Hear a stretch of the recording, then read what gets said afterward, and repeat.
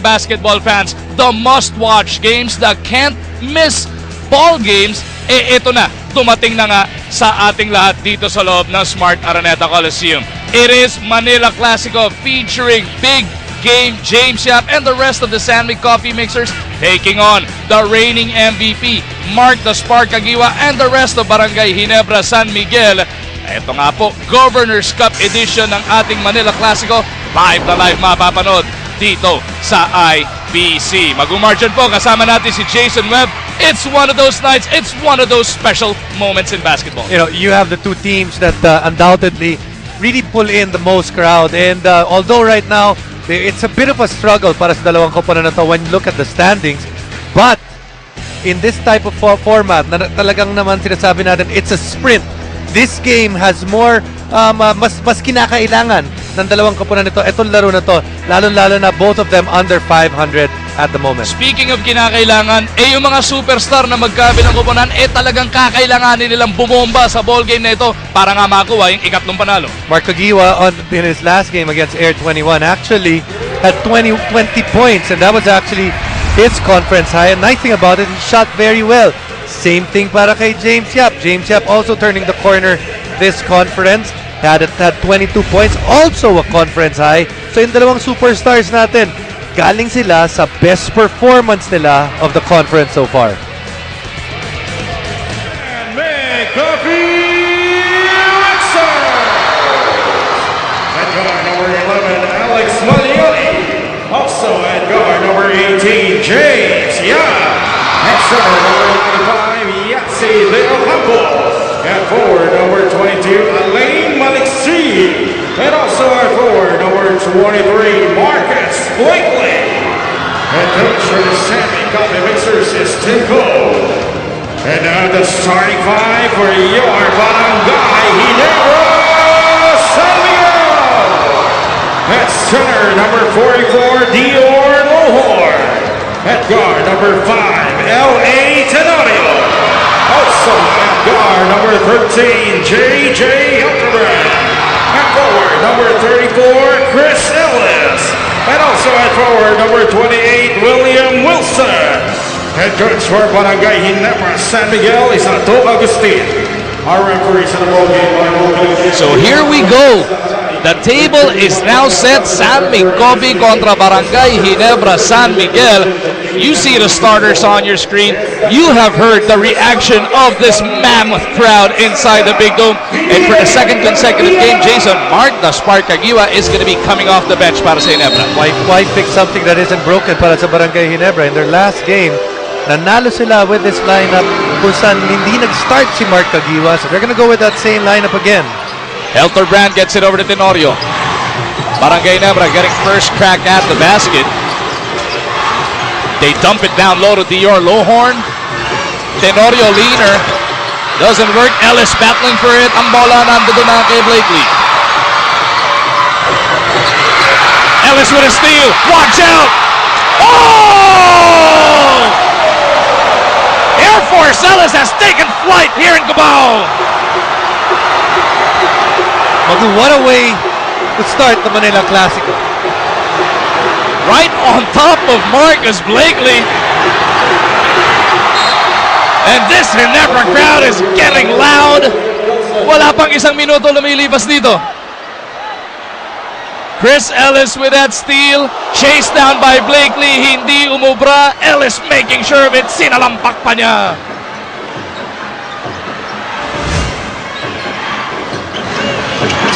Brgy Ginebra on the attack once again. Hildebrand to Mamaril. Ellis gustong ipagpag. Etong si Maliksi. Tenorio in the lane. Shifting directions. He's in trouble. Looking for Mamaril. Ball is slapped away. James Yap ends up with it. The defense on the part of San Mig Coffee Mixers not allowing LA to actually see some daylight in the paint. Yancy anchoring that triangle para dito sa San Mig Coffee. Mamaril keeping an eye on him. Yancy gustong mangatawan. Reach in ni Hildebrand, pati braso kasama.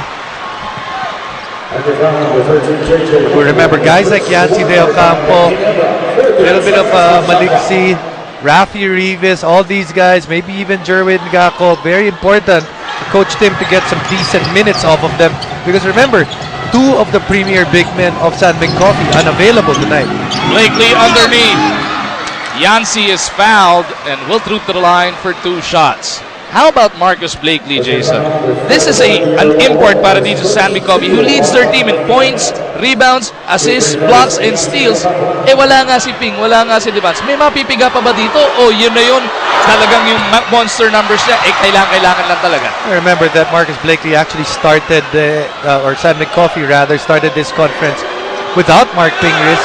So Marcus Blakely can come up with the numbers, but they're gonna need some help from other people as well. I mean, he can have more points today and rebounds and all that, but then they need more. As LA Tenorio makes it 4-0. De Ocampo couldn't get San Mig on the board. Malyari will launch a 3. Back irons that one. JJ taps it off the board. Here comes Ginebra. Tenorio on the move. Switching to the left hand is fouled. Perfect start para sa Barangay Ginebra. You can see that they're starting with a lot of energy in today's game. Really punctuated by that dunk by Chris Ellis earlier. So LA Tenorio coming off that 18.7 rebound, 14 assist performance nitong nakaraan sa Cuneta. Gets his 3rd point of the game as we take a look at this Photon strong drive. LA Tenorio din ang bida dito, brought to you by Photon. Empower your business.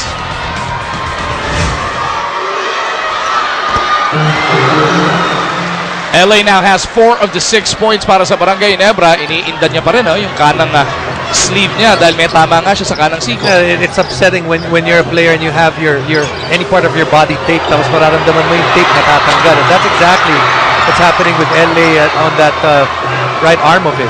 Low horn sa kabilang dulo. Nice pass from Tenorio. And Barangay Ginebra could not have started this game any better.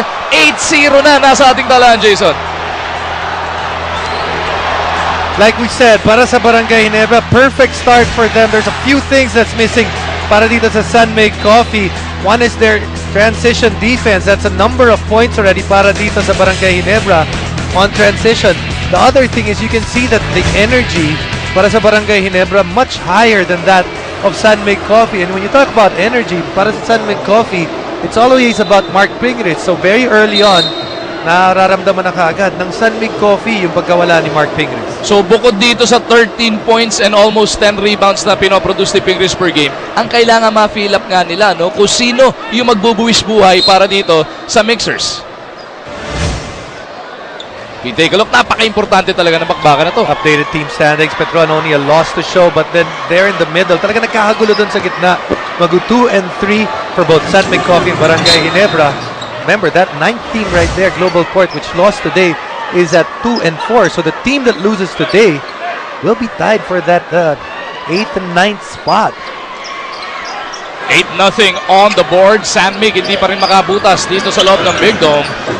Malyari looking for that opening.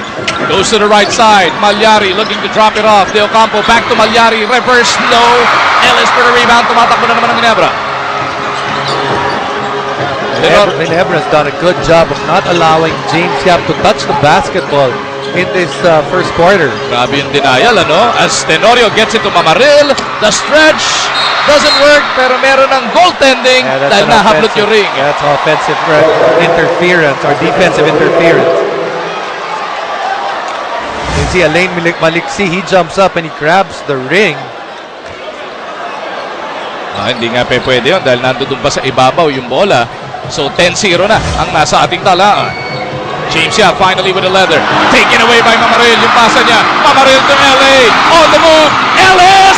Binigay pa ni Tenorio! The reason why LA Tenorio right now is #1 in the league in assists. Para kay LA, second assist off the ball game. Better than 9 dimes per outing. Etong si Teniente Tenorio to lead everybody here in the Governor's Cup. Maliksi. Is it his time to shine? Couldn't get them on the board. Yancy sa ilalim na traffic. Finally, para sa San Mig Coffee. Yancy De Ocampo, he's going to be the biggest guy on the floor every time he's playing, and he has to find a way to show that and to prove that that height means something. Lowhorn will launch a three. Couldn't send it home. Malyari para sa rebound. Sammy Coffey on the move. Malyari looking to take advantage. Maliksi against Lowhorn now. Couldn't get the up and under. They go to James on that right side. Pull-up jumper. Sobra. Rebound battle. Napulot ng Ginebra. 4 on 3. Tenorio going to the hole. Kicking it out. And JJ will wait for his teammates.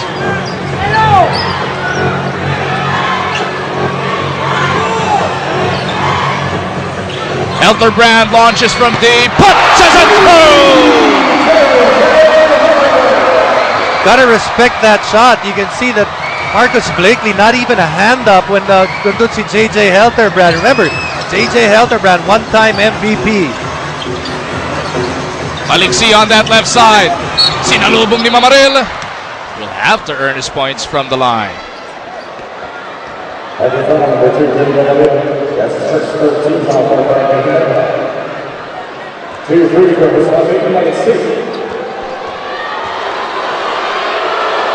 Maliksi taking care of first as we invite everybody to get a Petron Value Card. Petron Value Card, pay with points, save your cash.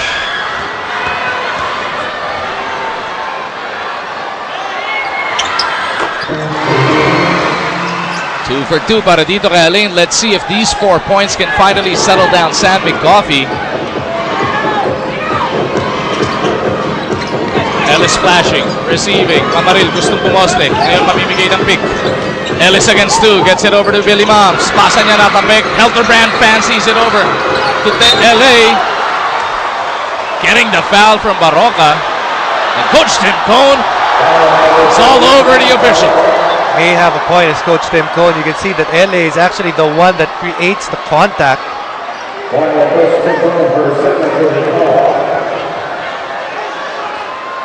Warning na nakakagat dito si Coach Tim Cone as LA is at the line for 2 shots. Let's take a look at it again after this make by LA. See what happens here. Good initial defense on the part of Barroca. Well, actually, it's a good call dahil nakita natin doon, LA able to get his hands underneath the arm of Mark Barroca. So good call on the part of the referees. Yun yung veteran moves, no? Pag nakita mong nakasundot na sa'yo, nasa ilalim ka't nakapayong, iangat mo lang, sigurado pipito, no? 17-4 is the score in this blitzing start by Brgy Ginebra.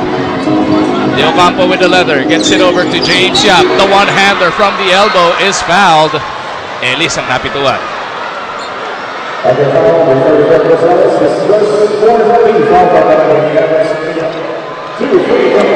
James Yap missing his first 2 attempts from the field. Might just get his range here. Mintis din yung una from the line. Sam McCoffey not helping themselves with their free throw shooting. Pangatlong mintis na yan mula sa free throw line.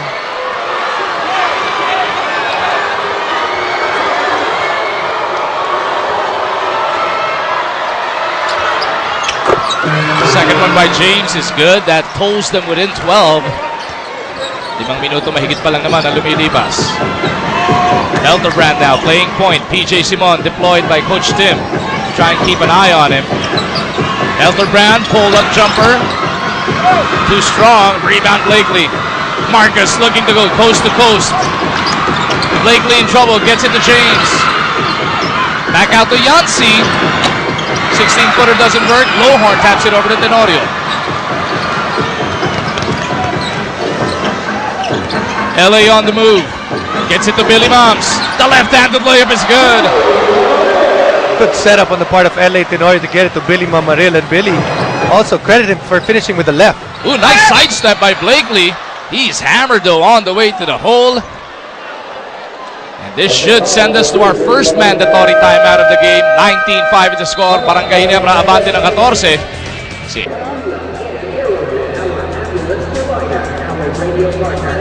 You guys are still watching PBA on IBC. Matapos lumabas ang sentensya na hindi makakapaglaro ngayong gabi si Mark Fingers at si Jody Vance, nagkaroon pa rin ng magagandang practices ang San Mig Coffee Mixers kasama nila. Although hindi matatawaran ang magagandang contributions ng star players, it's a good opportunity for other players to step up like Yancy, Leo, Jewel, and Jerwin. Although it's a challenge for the coaching staff na i-maneuver ang mga available na players, still, they feel confident because of their recent win. Balik sa inyo, guys.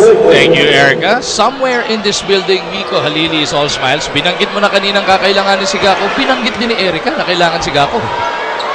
Para di, you get some opportunities, lalong-lalo na this opportunity para kay Jerwin because you have two guys that actually play the same position which are going to be both unavailable. Airball yung pangalawa para dito kay Blakely. And his free throw shooting has been suspect all tournament long.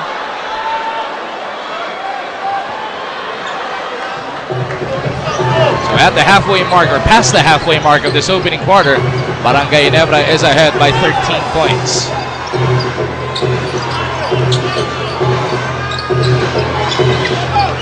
Elderbrand gets it to the other side. Tenorio through a low horn pick, pulls up in front of Yancy.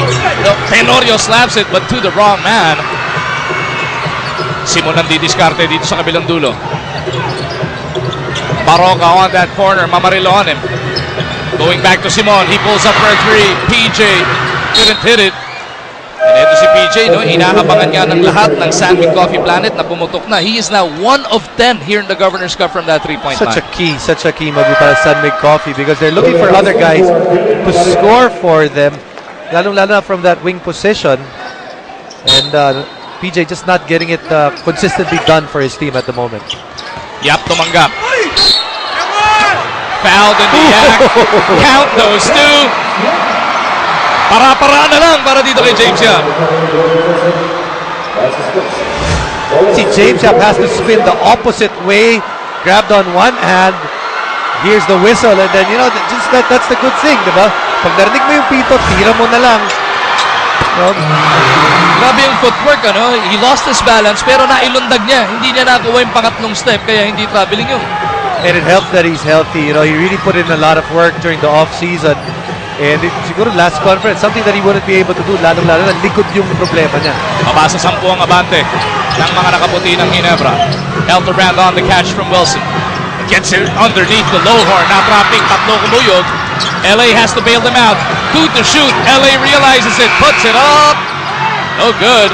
Pero bola bumalik din kay Lowhorn. Wilson gets the knockout 2 points. It's the locals that's really putting in the points right now because both teams have done a good job on the imports. So the imports have to find another way to help your Lowhorn helping there with that assist. Yap once again. This time he spins the right way. Gets the bounce. 6 na puntos na sa bakbakan na ito para dito kay James Yap. Illegal pick whistled on Wilson.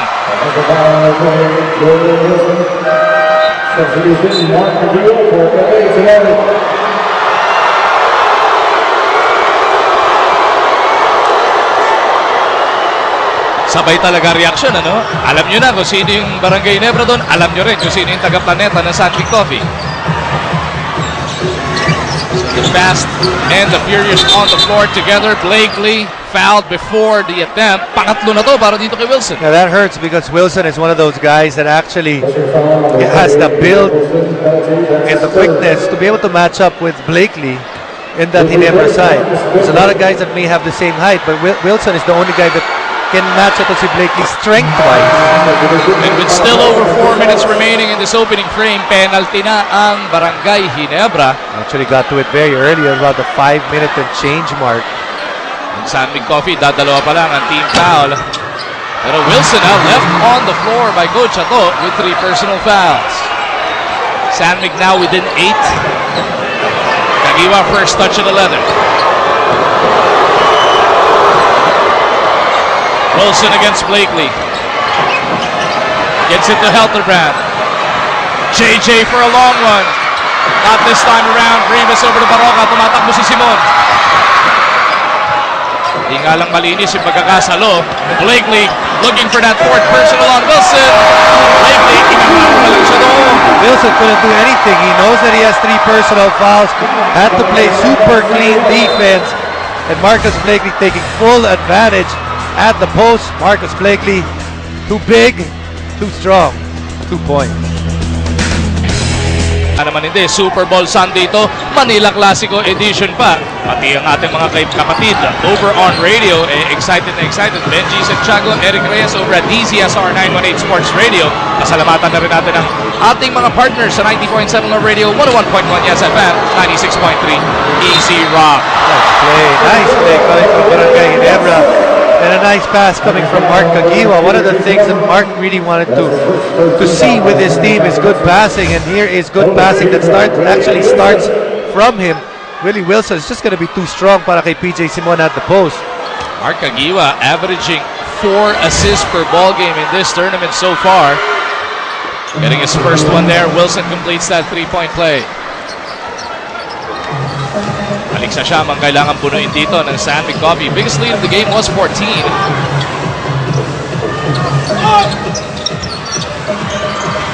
Baroka on the move. The one-hander on the run. Mark Baroka, actually one of the guys para San Mig Coffee, that's actually played very well for the minutes that he's had. He's close to 5 points, 5 rebounds, and 5 assists on average in this conference in under 25 minutes a game.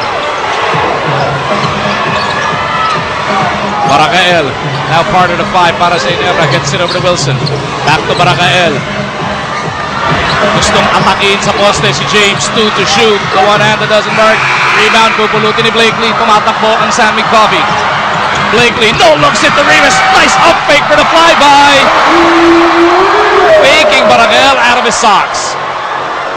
One of the things that Marcus Blakely does or gives itong San Mig Coffee, very good at transition defense or in transition offense para dito sa San Mig Coffee because tumutulong siya itulak yung bola kasama ng mga kampi niya. Wilson on that left side, waiting for Kagiwa.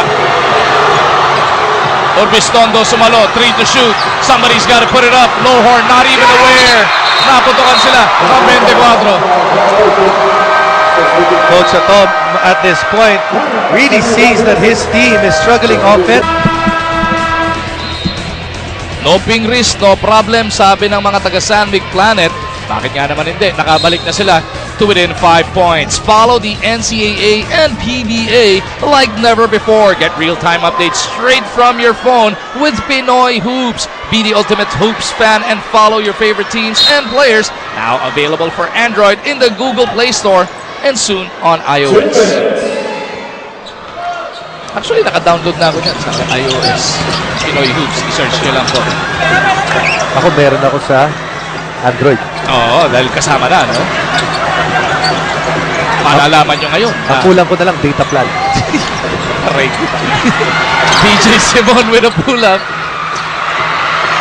No good. Very quiet first quarter para kay DR Lowhorn. And usually, he's been a fast starter para sa Brgy Ginebra. Orbistondo kontra dito kay Barakael. Gets it over to Barakael. Baroka pala kanina yung kalaban. Here's Lowhorn underneath. Abot! The defense of San Mig Coffee making the difference here. Look at PJ Simon hustle for that one. Blakely underneath. Couldn't get the basket. Might be the 4th on Willie Wilson. The gamble backfires. Good initial defense, even better help defense mula kay Marcus Blakely. Prestone defensive stop of the game natin yan. Brought to us by Prestone Brake Fluid for superior braking action and safety. Sigurado, nasa mabuti kang kamay. Dito pa lang, simula pa lang, already problems with the big men of Brgy Ginebra in terms of foul trouble. Billy Mamaril comes back. He has 2. Willie Wilson goes to the bench. He has 4.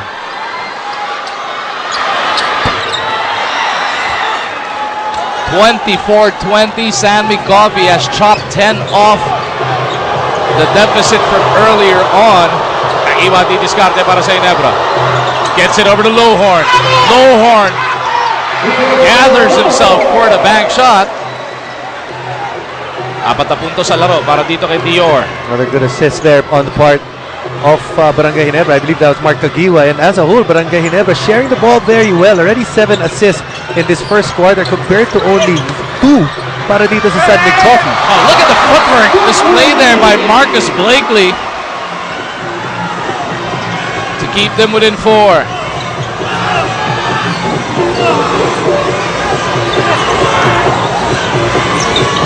Grabe yung recovery dito ng San Mig Coffee after that amazing start by Brgy Ginebra.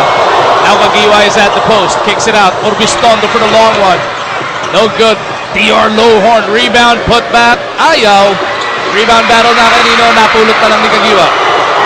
Kagiwa on the move, gets it out to Baracael. Couldn't pull the trigger. Orbistondo will. No. And the ball will remain with Ginebra. It's a good look para sa Brgy Ginebra. They're allowing themselves right now to move the basketball and see and get the best available shot. Best available open shot. Last shot of the first quarter doesn't go. So dyan magtatapos ang unang 12 minuto ng action. After being down by as much as 14, San Mig Coffee battling back. 4 na lang ang inaabot nila, 26-22.